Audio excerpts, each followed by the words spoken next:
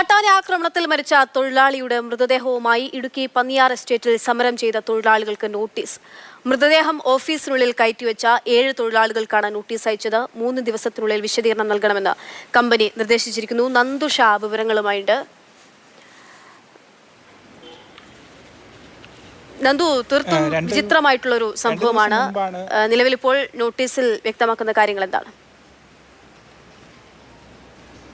2 ദിവസം മുൻപാണ് കാട്ടാന ആക്രമണത്തെ തുടർന്ന് ഇടുക്കി പന്നിയാറിൽ, അതായത് ചിന്നക്കനാലിന് സമീപത്തുള്ള ഒരു സ്ഥലമാണ് പന്നിയാറിൽ, പരിമളം എന്ന തോട്ടം തൊഴിലാളിയായ സ്ത്രീ മരിച്ചത്.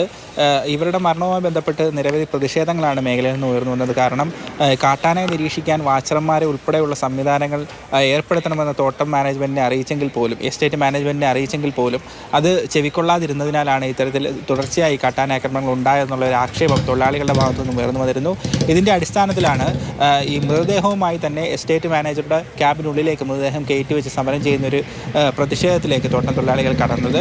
ഈ പ്രതിഷേധവുമായി ബന്ധപ്പെട്ടുള്ള നോട്ടീസാണ് ഇപ്പോൾ ഈ സമരക്കാർക്ക് അയച്ചിരിക്കുന്നത്. ഈ പ്രതിഷേധത്തിൽ ഉന്നയിച്ച ആവശ്യങ്ങളെല്ലാം അംഗീകരിക്കുന്നതിനോടൊപ്പം ഈ പ്രതിഷേധിച്ചവർക്കെതിരായിട്ടുള്ള ഒരു നടപടിയായി ഇതിനെ നമുക്ക് കാണാൻ സാധിക്കും. കാരണം ഈ പൊതുമുതൽ അവിടുത്തെ, അതായത് തോട്ടത്തിലെ എസ്റ്റേറ്റിലെ പൊതുവായിട്ടുണ്ടായിരുന്ന വസ്തുവകകൾ നശിപ്പിച്ചുവെന്നും അതോടൊപ്പം എസ്റ്റേറ്റിൻ്റെ പ്രവർത്തനം തടസ്സപ്പെടുന്ന രീതിയിൽ പ്രതിഷേധം നടത്തിയെന്നും ആരോപിച്ചാണ് ഇത്തരത്തിൽ ഒരു നോട്ടീസ് അയച്ചിരിക്കുന്നത്. സ്വകാര്യ കമ്പനിയാണോ? 3 ദിവസത്തിനുള്ളിൽ വിശദീകരണം നൽകിയില്ലെങ്കിൽ എന്തെങ്കിലും നടപടിയെടുക്കുമെന്നുള്ള താക്കീതുണ്ടോ ഇതിനകത്ത്?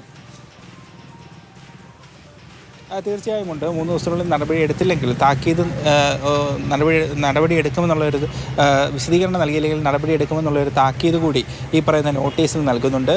കാരണം സ്വകാര്യ കമ്പനി തന്നെയാണ്. ഈ തൊഴിലാളികളെല്ലാം തന്നെ വർഷങ്ങളായി അവിടെ പണിയെടുക്കുന്നവരാണ്.